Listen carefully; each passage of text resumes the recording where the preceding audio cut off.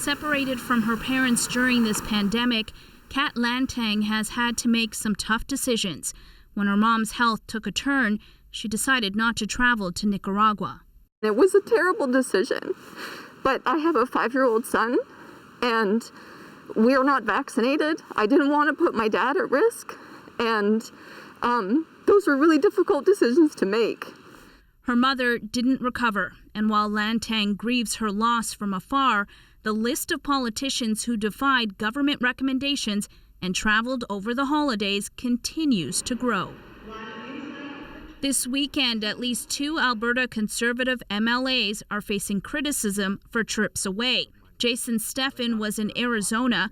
Pat Rain is flying back from Mexico. This while the message to Canadians all along has been to avoid non-essential travel. The reality is that you don't get to go and get a tan when we can't bury our family members. It's an absurdity. And today news that 2 Liberal MPs traveled in December to the U.S. MP Samir Zabiri said he went to see an ailing family member, and MP Kamal Khera went to a memorial for an uncle who'd passed. Both have stepped down from various roles. This academic says if politicians don't face consequences, public health will.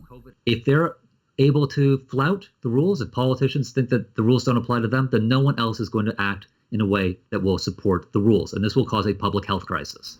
And though many of the politicians have apologized, for Lantang, it just won't do.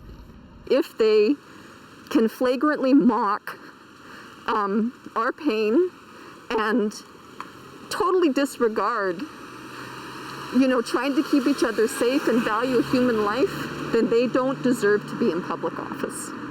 Lantang is staying put, waiting for the day that she can travel safely to scatter her mother's ashes. Magda Gebrselassie, CBC News, Toronto.